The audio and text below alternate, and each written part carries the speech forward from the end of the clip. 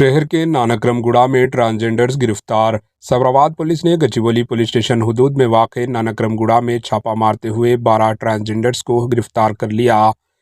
DCP women and children safety wing Safrabad Sarojana की हिदायत पर छापा मारा गया। 4 खुसूसी टीमों को तश्कील देते हुए 12 ट्रांसजेंडर्स को गिरफ्तार किया गया, जो नीम बरहम अंदाज में गाने गाकर अवाम को मुतवज्जे करके बदुमानी फैला रहे थे, जिस पर इन्हें गिरफ्तार करके इनके खिलाफ मुकदमा दर्ज कर लिया गया।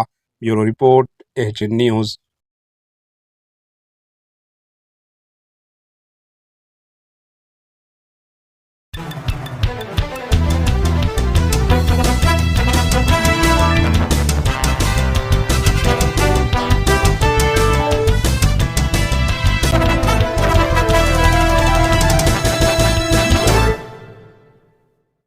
हमारे एचएन न्यूज़ को सब्सक्राइब करिए ताकि आपको नोटिफिकेशंस आते रहे वक्त पर।